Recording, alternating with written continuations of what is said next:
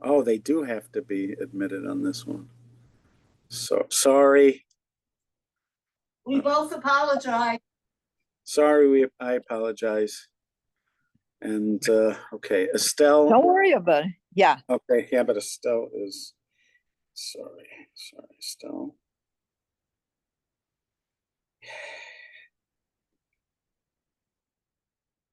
Here she is. Okay, good.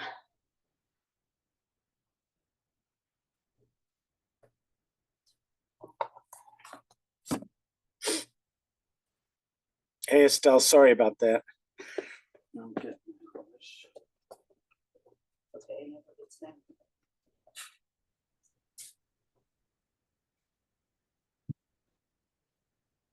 Morning, everybody.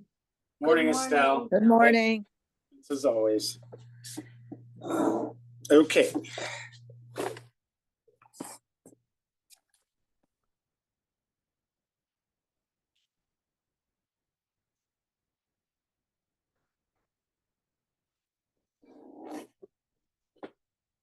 Hi. Okay. Torah.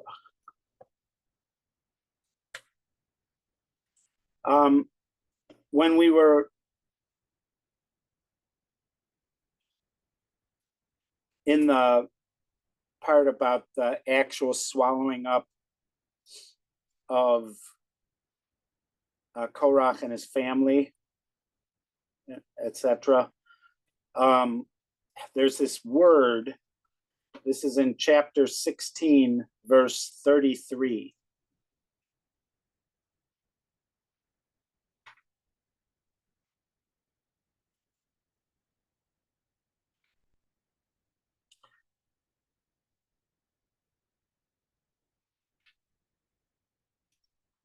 And the word is she'olah, she'olah in Hebrew.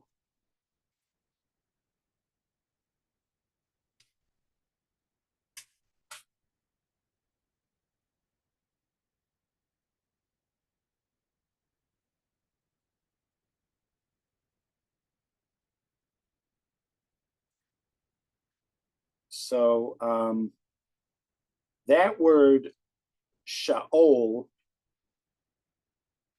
is variously translated. It is a word that often is used to reference where people go after they die. Although in this case, the Orach Chaim, which is Reb Chaim Ben Attar, his commentary on the Torah, makes the point that the way it writes it, Sha'olah, to Sha'ol, suggests that they may not have died right away. In other words, that they're like to Sha'ol. But Sha'ol itself is a term that is used in various places to characterize where it is that you go after you die. As we've talked about, the Torah does not discuss what happens after a person dies at length, which is one of the surprising things about the Torah, that it doesn't describe what happens after we die, since it is a matter of interest to us all, and you would think it would be something that the Torah would spend time on, and it doesn't. And this is true throughout Tanakh, that whenever it does, it references something like Sha'ol.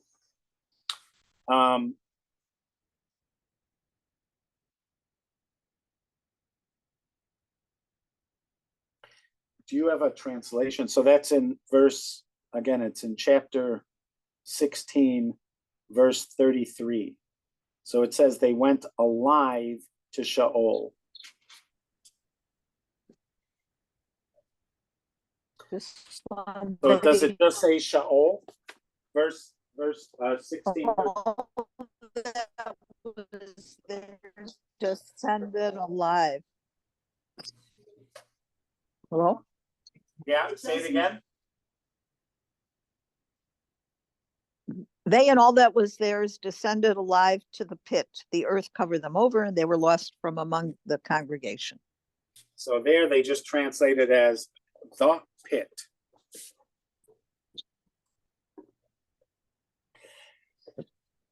One of the things that is consistent for the various terms used for where what happens after you die is that it's down and not up. You know how we tend to think as the soul going to heaven, you tend to think of the soul going up.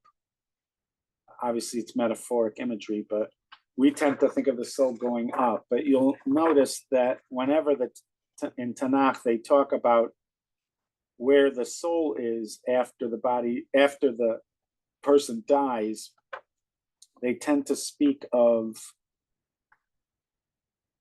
down, and going down or coming from below.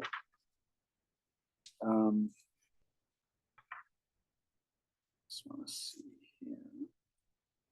Shin.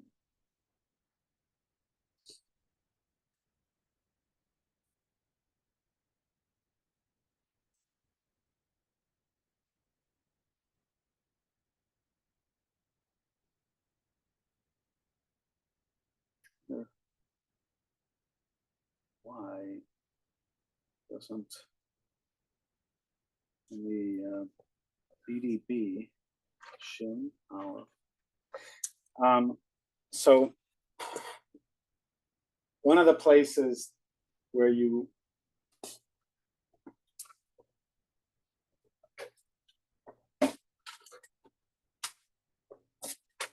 get an image of the soul rising from below is in the book of Shmuel, when Shaul, King Saul, dresses up, disguises himself, and approaches a necromancer, a medium. He wants her to contact Shaul. There is a pending war with the Philistines. He's not getting any direction from his usual sources.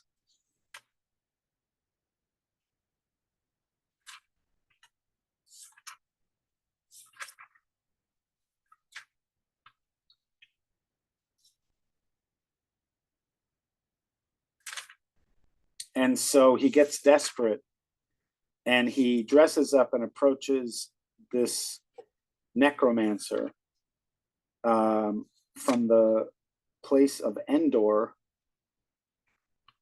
She's often known as the Witch of Endor. She's technically a practicer of the forbidden arts of Oviedoni, which are a way, a medium. She's a medium. It's a way of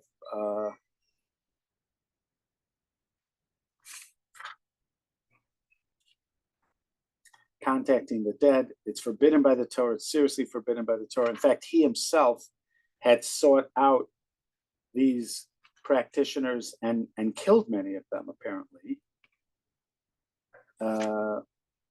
And so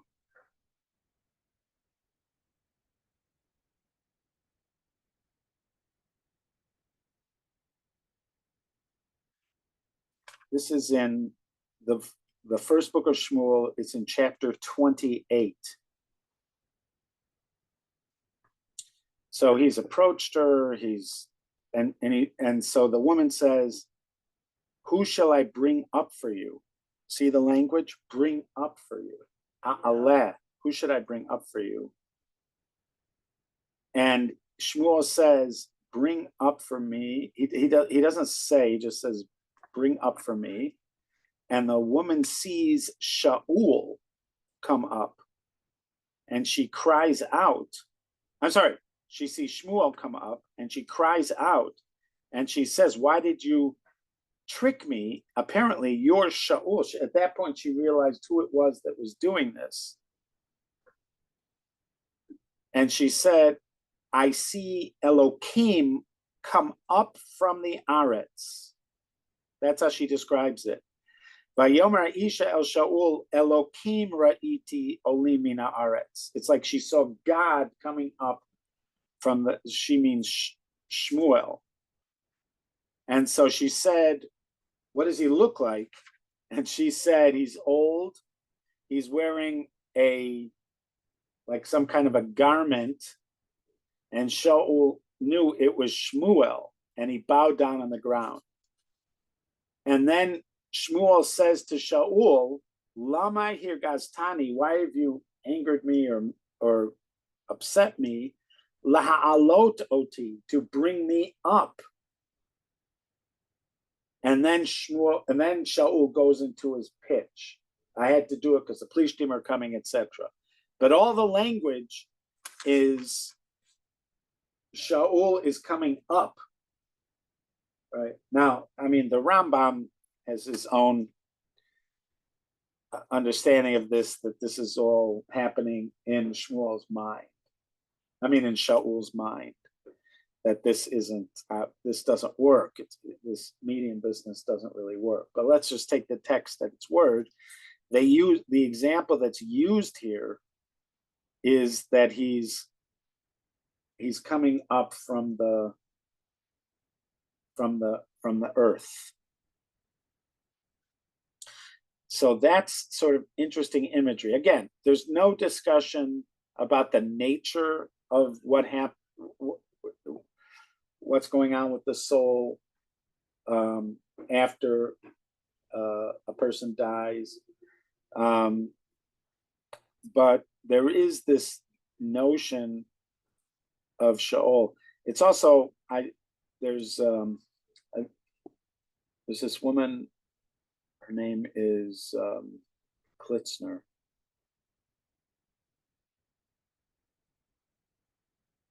I have a book of hers. Aviva Zornberg is friendly with her, thinks very highly of her. And so Aviva Zornberg told me that one of her things is like puns in Tanakh. She points out puns in Tanakh. And this section with Shaul calling him up has an implied pun. Because Shaul, Shin Aleph Vav Lamed. Shaul, Shin Aleph Vav Lamed. That's Shaul's name, Shaul. And so the place is called Shaul. But it actually doesn't use the word Shaul the whole time, but it's like it's begging to use the word Shaul. And there's even a place where it says, Vayish al Shaul, and Shaul asked. Like so it has the word asking and the word Shaul, the name Shaul, and this place is called Shaul. But surprisingly, it doesn't use the word Shaul in that thing, but it's begging to.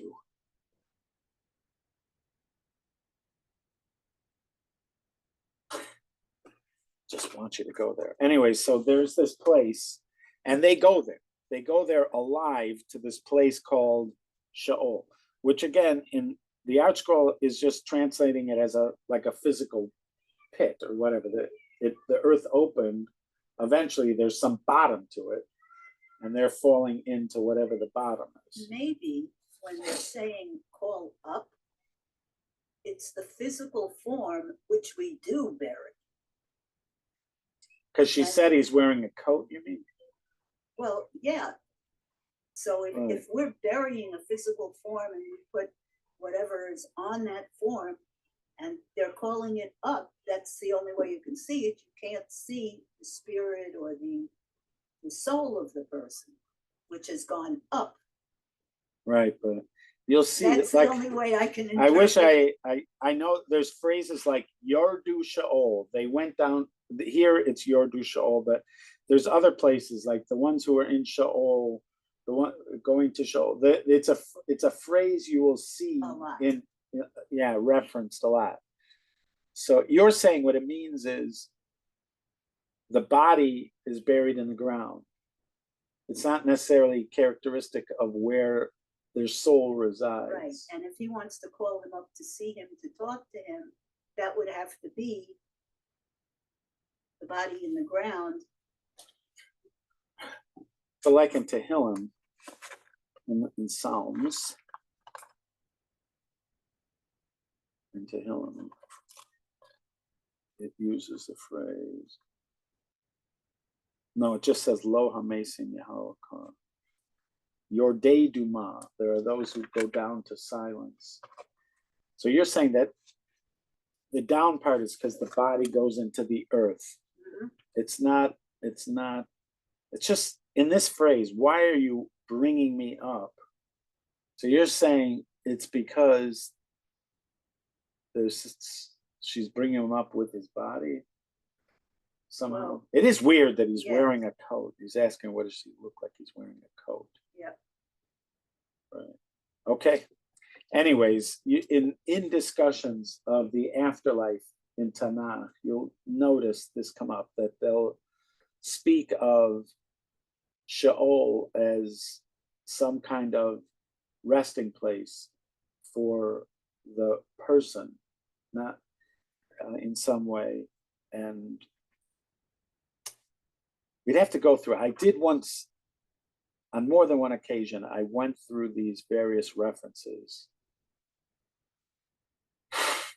But right now, my brain is not going there, to where there might have been something a little more that suggested that even like the spirit of the person is in this place called Sheol. But maybe not. There's also in Daniel where it talks about people that will rise, but there also it's talking about resurrection of the dead. So there it could be talking about the lower part because it's coming up from the ground, because the body, you're still talking about the body and the soul. Okay, that's something to think about. Okay, so I just wanted to mention that because in our discussions, I had noticed it, but didn't get to it. Okay.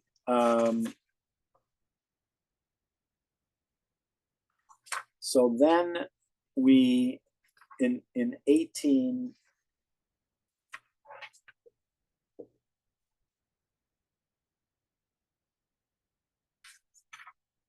we went from what happened to the Korach people to focusing on Aaron,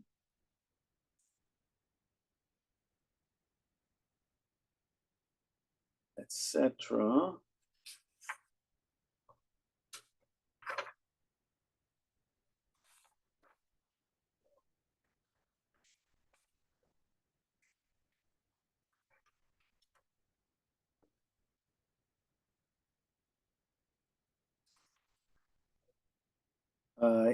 So he spoke to Moshe and Aaron and told them to take fire pans and place them with incense somewhere to stop the plague. So a plague has gone out. Where are you? So did we read this? This would be in chapter 17, verse 9. Well, I think we read up to there. Okay. So do you want to read there, 17, verse 9? Yeah, Hashem spoke to Moses, saying, remove yourselves from among this assembly, and I shall destroy them in an instant. They fell on their faces. Moses said to Aaron, take the fire pan and put on it fire from upon the altar, and place incense, and take it quickly to the assembly and provide atonement for them. For the fury has gone out from the presence of Hashem, the plague has begun. Aaron took as Moses had spoken, and went into the midst of the congregation. And behold, the plague had begun among the people. He placed the incense and provided atonement for the people. He stood between the dead and the living, and the plague was checked. Those who died in the plague were 14,700, aside from those who died because of the affair of Korah. Aaron returned to Moses at the entrance of the tent of assembly, and the plague had been checked. Okay, so the very self-same offering that had led to the death of the 250 was now what causes the end of a plague that set out amongst the people.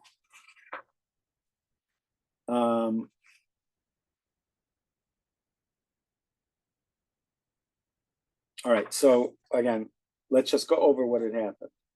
Initially, there's a rebellion. The rebellion's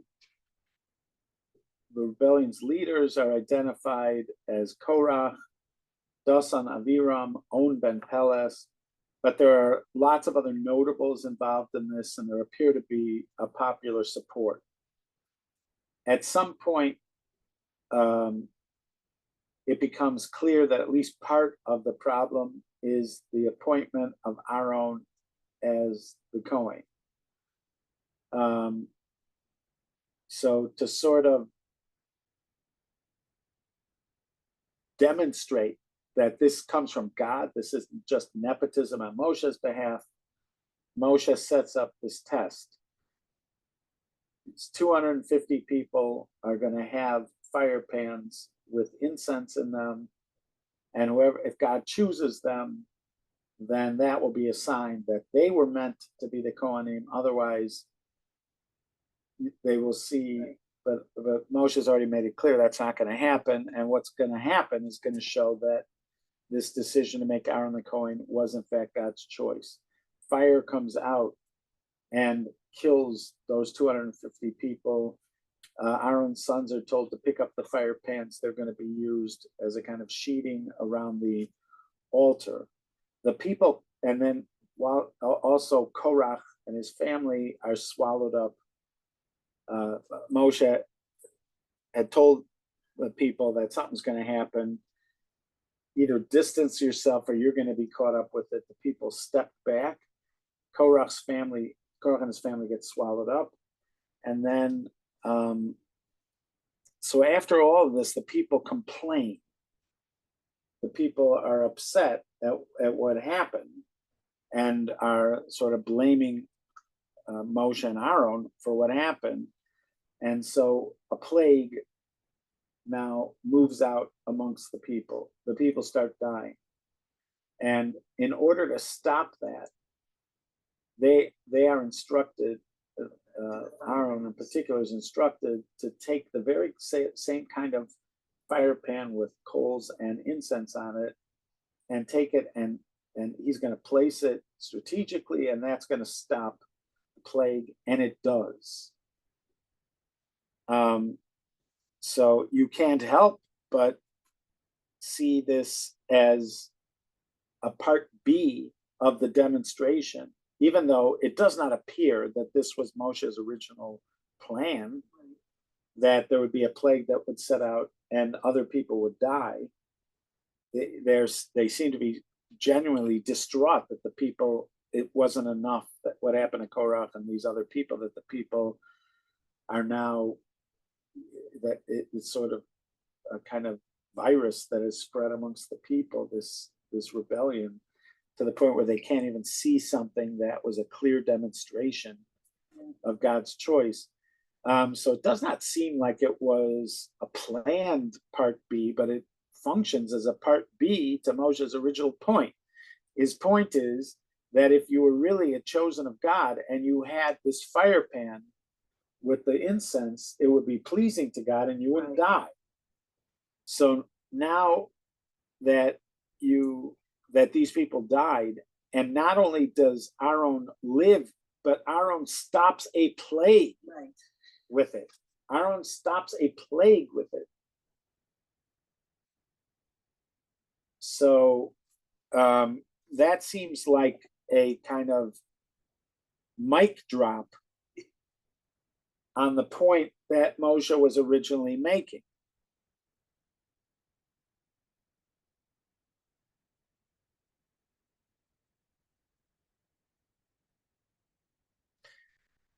This business about spreading plagues and needing to do something in order to stop it, to act as some kind of atonement, is also, it's there's like a grouping of these kind of events. Something's happening, and you get this impression that once the thing is out there, God is not going to stop it, or there has to be some device to stop it. This is something that's going to happen.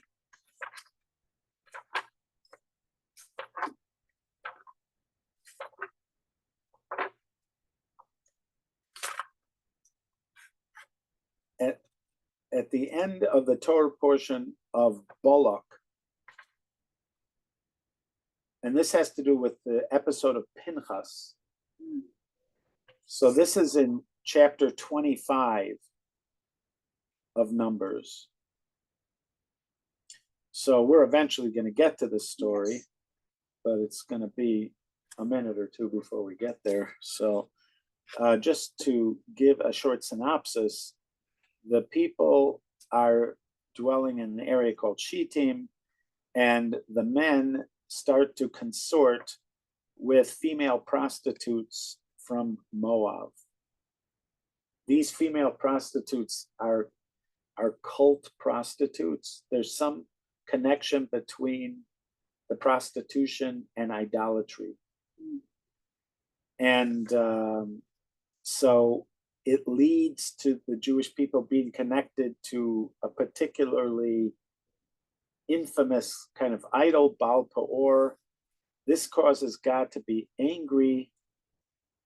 And so God in verse 4, this is it, by the way, in the telling of the story of Pinchas, when people tend to tell the story of Pinchas, these details tend to be left out, what is about to be read here. In verse 4, God says to Moshe, take the heads of the people and spear them before the sun. Well, this says hang them. Or hang them. There's two ways of reading that word. To either spear them or hang them. But in other words, kill them. And God's anger will be removed from Israel. So God told Moshe to take the heads of the people and kill them for this. Actually use the word Rosh Ha'am, the heads of the people. And Moshe tells the judges of Israel, kill your people. So each head of a tribe, it sounds like the Shoftim or whatever, or whatever they have people that are, each one of them is like the head of a group of people. You kill the people that have connected themselves to Baal Peor. Now, so two issues for killing people, two edicts for killing people have already been put out, but apparently have not been carried out yet. And then a man from amongst Israel came, and he brought a Midianite before Moshe and before everybody, and he was apparently like flaunting it. People were crying. Pinchas saw the whole thing. He took a spear and he rammed it through these two people, and the plague stopped. The people that died in the plague were 24,000. So there's some kind of plague spreading. Sounds like some kind of plague spreading. People are dying because of bad behavior. And then it stops because of the actions of one man. Right. In this case, he spears them, and that stops it. So this, and just coincidentally, this Pinchas is Aaron's grandson. Right. He's a Kohen as well. But in both cases, these are cases where some kind of plague has gone out, and it is stopped by a gesture of a person. In this case, Pinchas is not being commanded to do it; he just does it. And although Moshe was commanded to kill the people involved, and Moshe commanded the tribal elders to kill the people involved, Pinchas essentially just kills 2 people, and the plague stops. So there's some kind of plague, same word, magefa, same kind of word, and it is stopped by the action of one person, one of them commanded by God, the other one not commanded by God.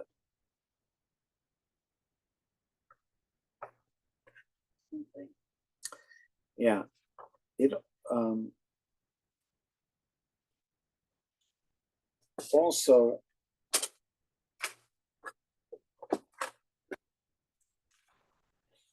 or a portion of Ki Seesaw, when it's talking about how you count the people.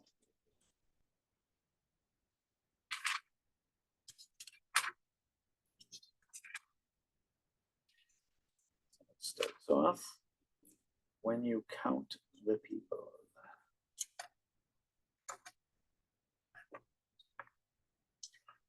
So it starts off, this is in Exodus 30, this is in Shmos, verse 11. So, and God speaks to Moshe saying, when you count, when you lift up the heads of the people of Israel to count them, everybody should give like an atonement for themselves when you count them. So there won't be a negef. Negef, that is a plague. Same word, magefa, negef, magefa. If you don't do this, then there will be some kind of magefa. So you see, like there's this potential for some kind of, often translated as a plague. What does it say here? Yeah, plague. Do you have plague? Do you have a plague there? And plague in all these places it translates Yes. as, right? Yes. Plague. Yes, plagues. There's some kind of there's potential circumstances where that can happen, that people start dying from this thing that's called plague. Now we call it COVID. Yeah.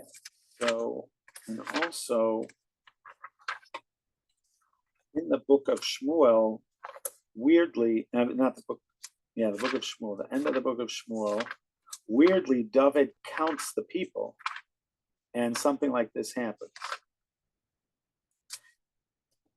My friend, Rabbi Becher, once, when I was teaching Navi, when I was at Or Sameach, I was teaching a Navi class. So this is going back about 35 years ago or so. He suggested this one sefer. I have forgotten the name of the sefer, but I learned it. And the premise of that sefer was that Navi, the narrative portions of Navi, for sure, part of what they do is play out things that were suggested in the 5 books. So if there are warnings in the 5 books, if you do XYZ, something will happen, then you'll have an incident somewhere in the prophets where they did that and the thing happened. So all sorts of things like that might have been mentioned in brief or as potential in Chumash end up being played out, expanded on.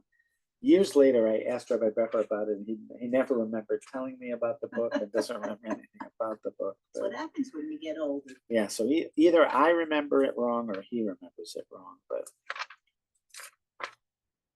I'm going to choose to believe that he remembers it wrong.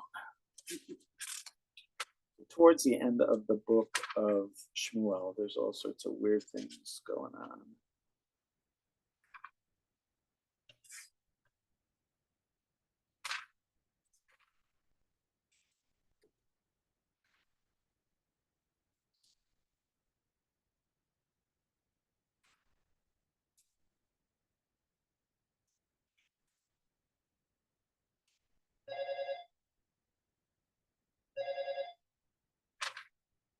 Do I need to see if that's Lynn?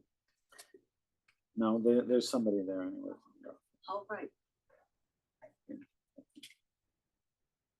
people. The problem is I don't. So I know it's at the end here, but anyways, he decides to count the people, and then they start dying.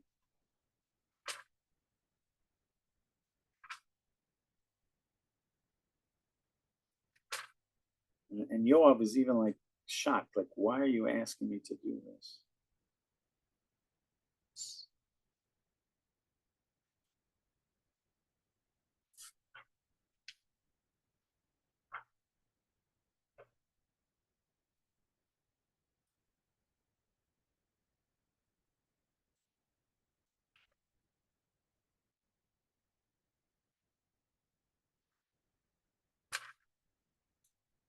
Yeah, there it is, chapter 24. So David angers God, and he decides he's going to count Israel and Yehuda. And he tells Yehuda to do it, and Yehuda's going, it's like, what? Are you sure you want to do this? But he sticks to it, and they do it. And then so David realizes he made a mistake,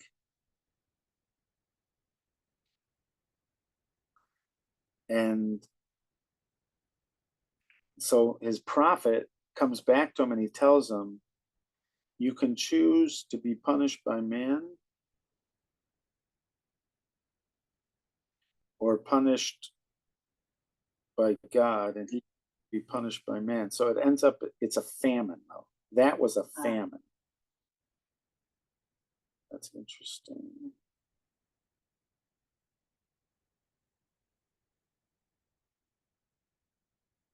No. It's dever. Dever is another word for plague, but it's not the same word as makeva. Here they translate it as pestilence. But 77,000 people die.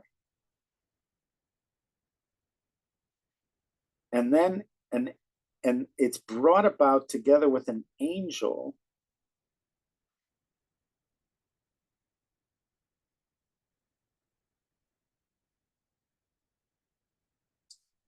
And David actually sees the angel that's carrying it out and speaks to the angel. But God himself had already told the angel it's enough. But here they describe it as dever. But this was the punishment that comes from counting people. And in the counting people one, they called that Magefa. So anyways, you see examples of this notion that there can be some kind of plague that goes out, or in this case, pestilence that goes out as a consequence to doing something wrong.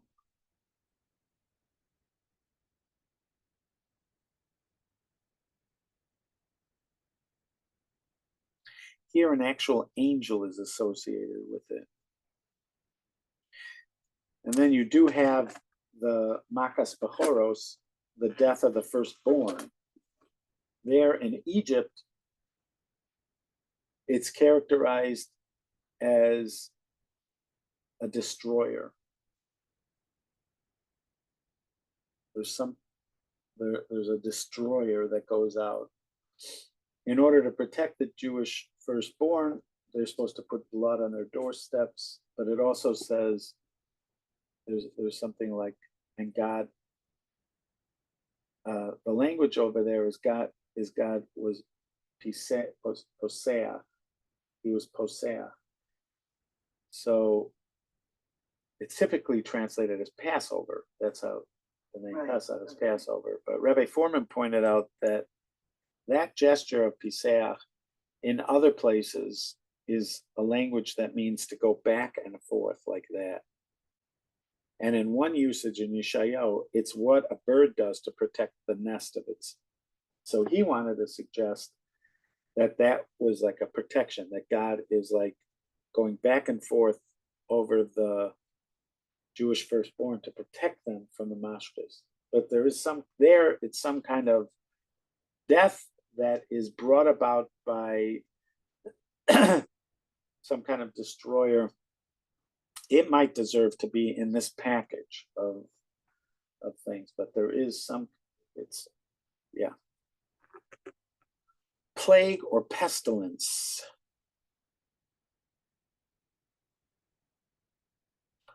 That happens as a result of some kind of misdeeds. There is a midrash that says that this way of saving the people was a gift from the angel of death. There's a medrash that says that when Moshe is representing the people in heaven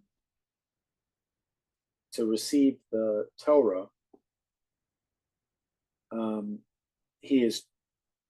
the angels challenge God. Why are you giving the Torah to these, to people?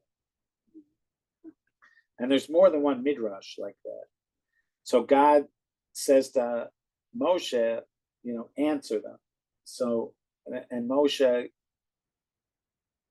says things like, it says in the Torah, I'm the one who took you out of the land of Egypt from a house of slavery.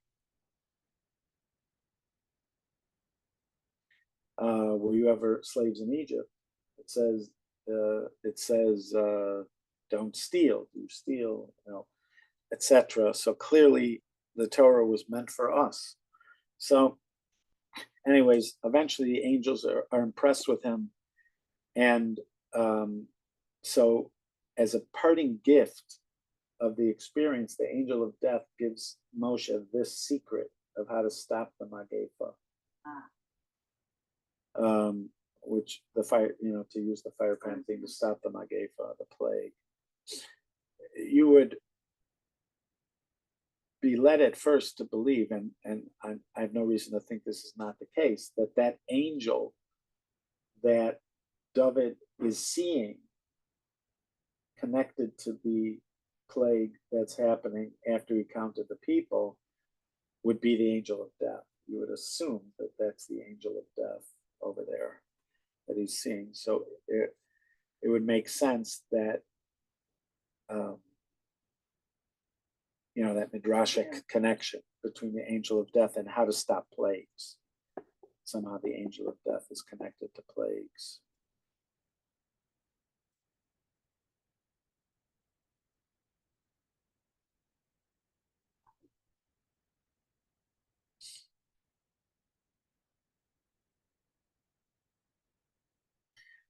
Okay, so once again, that puts Aaron front and center. He's been the centerpiece of the ire of the rebels. He is now the one who saves or the plague from spreading.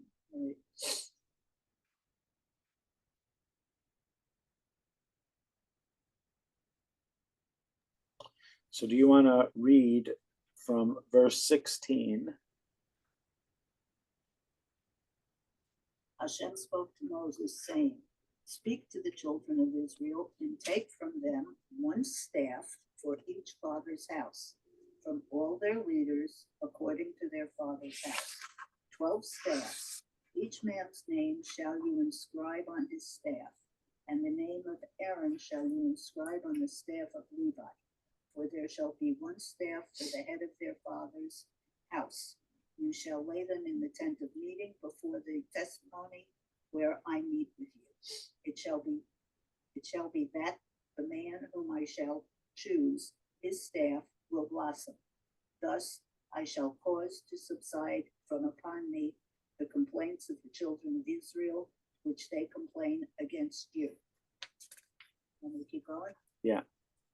Moses spoke to the children of Israel, and all their leaders gave him a staff for each leader, a staff for each leader, according to their father's house, 12 staffs, and Aaron's staff was among their staffs. Moses laid the staffs before Hashem in the tent of testimony on the next day. Moses came to the tent of the testimony, and behold, the staff of Aaron of the house of Levi had blossomed. It brought forth a blossom, sprouted a bud, and almonds ripened. Moses brought out all the staffs from before Hashem to all the children of Israel. They saw, and they took each man his staff. Hashem said to Moses, bring back the staff of Aaron before the testimony as a safekeeping, as a sign for rebellious ones. Let their complaints cease from me, that they not die. Okay. Moses did as Hashem had commanded him, so he did. Okay. So here, for some reason, we need another sign. It was slow. Yeah, I mean, and somehow this one is going to work, even though we've had people being swallowed up, people dying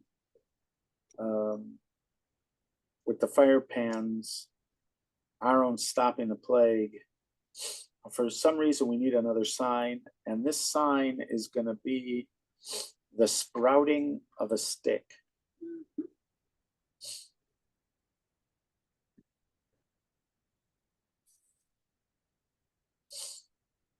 Also, it doesn't sprout in front of everybody. No. It sprouts inside the tent. Right.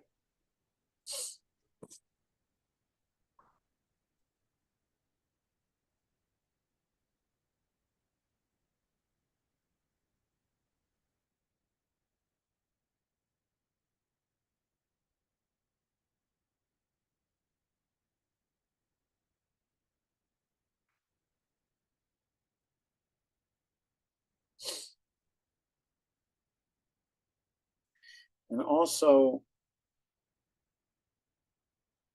for some reason, it's almonds. Yeah. I was wondering about that.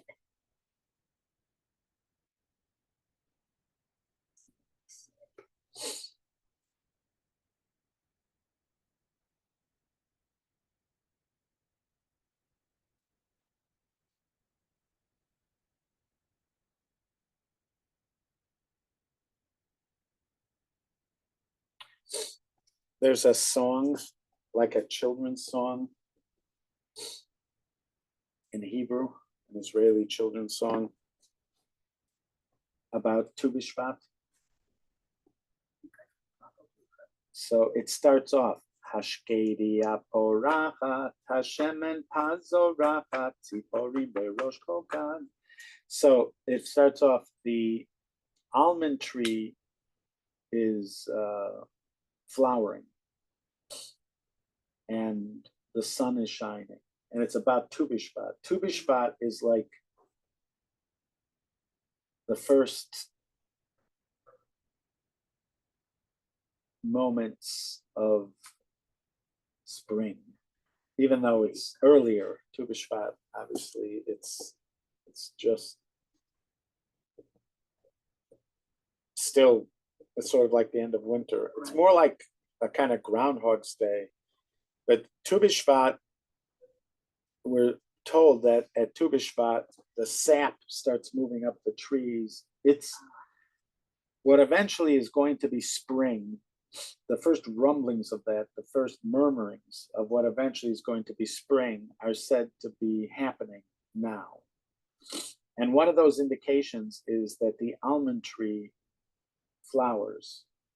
It's like a quick to flower or early to flower. Rashi says that that's why the almond tree, why it's doing almonds, it's just it's Right, that's what it says here, that the So, that they're fast. they're fast to to grow sprout and or bloom. something. That's still, it doesn't feel overly satisfying, does it? No, No. All right. I say next time we talk about almond trees. okay, It seems a strange way to prove to people, but It's in his thing. Like if I was watching Yeah. a magic trick and one of those sticks is sprouting, it's a sprout in front of them. well, like yeah, you could, right. They glued the almonds on inside and took them out. Never mind. or they got he got a different stick Conspiracy. with, or he got a different stick that had almonds on it. Or except that they something. all. Oh, yeah, yeah. He brought it in, right. I know, but have you seen magicians? Yeah, they that do that. that trick where the magician gets you to sign your name on the card. Right. Like every one of the magicians does that trick where he gets you to sign your name on something, and then he produces something, and then Your name's back together again. there is a famous trick. It was like in the annals of magic, it's discussed. There was a famous trick where this magician brings, it's an illusion, but the magician brings this, it's like an orange tree, but it's just it's like a big bowl, and out of the bowl, like I guess there's earth in the bowl, and then there's like, you know, a thin little tree, and before the audience's eyes, oranges grow on the branches, and then one of the oranges at the top splits open, and a butterfly flies out of it. It was considered one of the most amazing feats of illusion, Even the like description ever. of it. Right. It's But beautiful. you see like little oranges like just appear, and then they just grow. And apparently, like I believe what he did was he took the oranges and then threw them into the audience. I'm not sure about that. I think he did. And, you know, they were real. So, Wow. this reminds me of that. Yeah. So again, somehow this is going to prove it. Where all the others, this Right, is yeah. so low key compared to all the Right, other- right. It's yeah. It's like pretty. This one's Yeah. pretty. right. And the Elegant, others are so simple. terrible. Right. Even the notion of like an almond tree, like it Right. goes into an almond tree. That's like, Yeah. yeah. There's so much angst about accepting the priesthood, accepting the Levites, accepting him. And then I was wondering about Pinchas, because it's, then he gets the, Yep. covenant of peace, they said here, the covenant, and he Right. gets, it's going to be his people who are going to be the high priests and everything. And that comes, and I was wondering, because Zimri is from Shimon, if Right. it has something to do with separating Levi and Shimon, what happened back in I think so. I've always Dina. thought so. Yeah, Yeah, I agree. because that was a sexual thing. Yeah, I don't know, with Dina and right, but also their anger, like in this way, Pinchas sort of resolves, because he has violence that somehow resolves a situation. As opposed to right, when they right. went to, yeah, there's a lot of stuff there. I agree. I definitely. Yeah, right. So, okay, Okie dokie. dokie. All right. Well, guys. Okay. Thank you, All right. Rabbi. I'll Okay. talk to you, Liz. Yes, All right. ma'am. Bye-bye. All right. Okay, Be in touch. I shall.